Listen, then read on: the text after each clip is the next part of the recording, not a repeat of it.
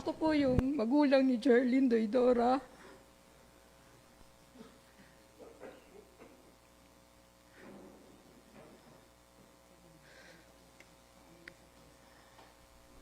Yung pagsali na to na Kabataan Party List, hindi namin alam to.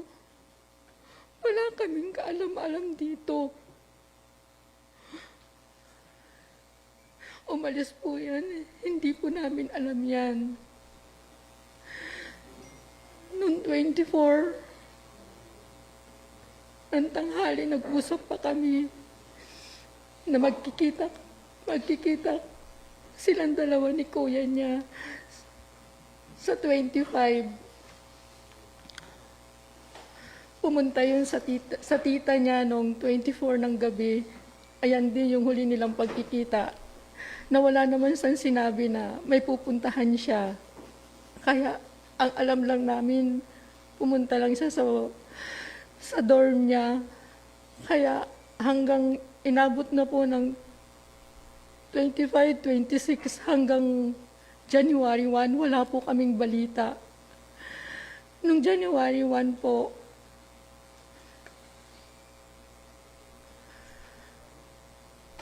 may nagbalita po na yung ATM nga po daw ng anak ko nakita. Tapos yun, may tumatawag na po sa kapatid niya, sa kuya niya. Pero nung ano po, ayaw ko rin po maniwala nung sinabi yun sa akin na nakita na parang naisip lang namin na baka na-hold up o nakuha yung bag, kaya yun nakita yung ATM niya. Pero sa mangyayari po sa kanya to, hindi po talaga namin yan lahat inaasahan.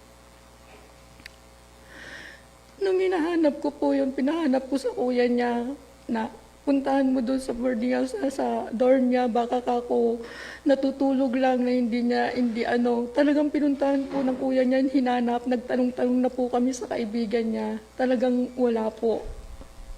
Hanggang pinapa-ring po namin yung phone niya, nagre-ring po, tapos pinapatay.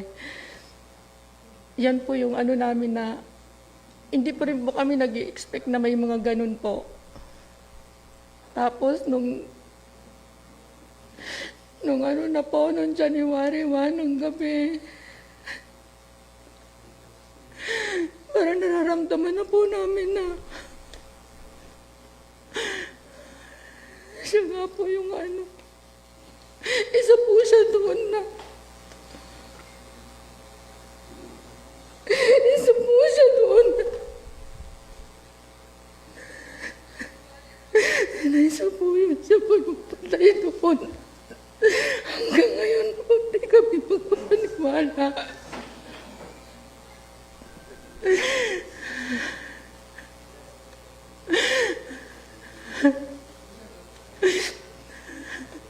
Pag kinabukasan po, dali-dali po ako umuwi. Kasi isa po akong OFW.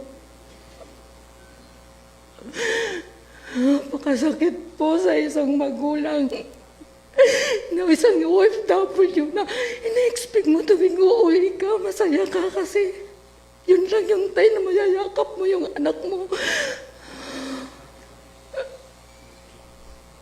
Ayan po sa amin ang pinakamasaya, pero itong pag-uwi ko po, hindi ko po ito inaasahan ng ganun.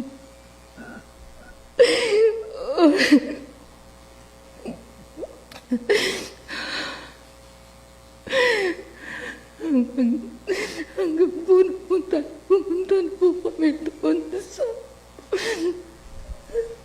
bangka niya na kinonfirm ng kuya niya na siya nga. Hindi po namin inaasahan na mangyayari sa kanya to kasi siya yung batang napakabait po.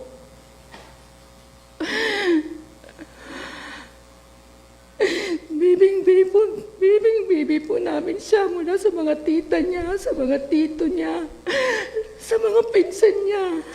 Kaya Yung nangyari po sa kanya to, hindi po nila lahat matanggap yan. Sa mga nakakakilala po sa anak ko sa simbahan, hanggang ngayon nasasaktan po sila sa mga panggagamit nitong mga kabataan party list. Please po, nakikiusap po kami, tigilan nyo na po ang paggagamit nyo sa anak ko.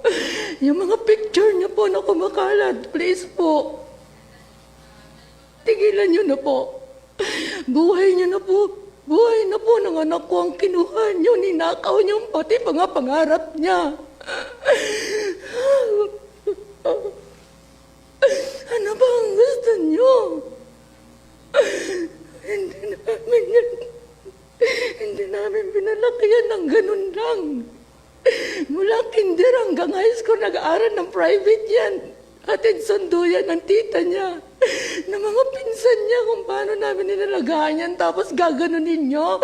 Bakit inyo sa bundok na hindi nga namin pinapalakad yon ng malayo? Alam niyong may sugat ang paa niya. Ginanyan niyo. Inakyat niyo sa bundok. Tapos iniwan niyo.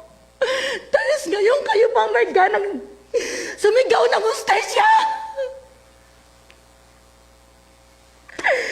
Kami yung kinuha niyo ng pangarap. Kami yung ninakawan niyo. Bakit po kayo ganon?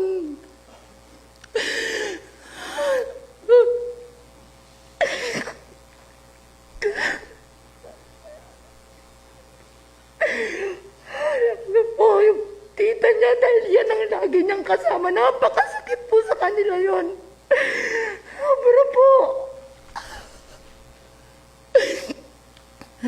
lahat po namin yan, inalagaan namin yan. Baby namin yan, tapos gaganunin niyo lang.